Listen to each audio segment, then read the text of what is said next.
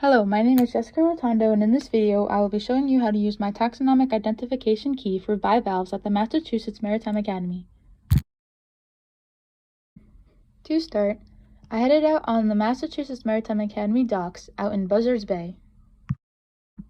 I walked over to the upwellers to find the space between the docks and the upwellers to see if there were any biofouling organisms growing on the side of the docks.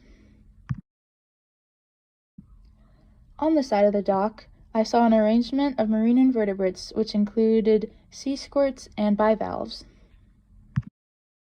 I reached down into the water to pull up an organism that I thought might be a mussel. It was attached to the substrate by byssal threads. The mussel appeared to have a piece of seagrass attached to it along with other material. I brought the mussel back to my lab space to start the identification process using my identification key.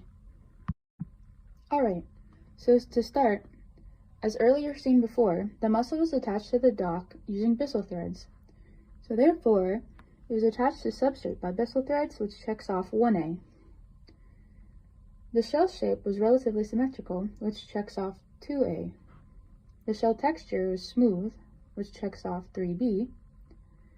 The hinge ligament was relatively present and visible, which checks off 4A. And lastly, for coloration, it was a deep blue-black coloration, which checks off 5A. Therefore, using the numbers that we got, numbers and letters, we can match that to the species and identify that it was a blue mussel, or Mitulus edulis.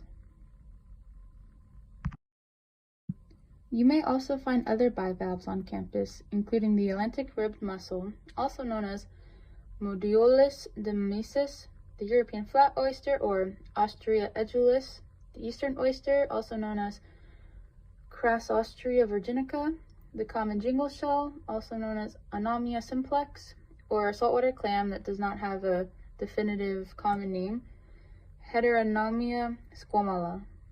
Thank you for watching my video on how to taxonomically identify a bivalve at the Massachusetts Maritime Academy.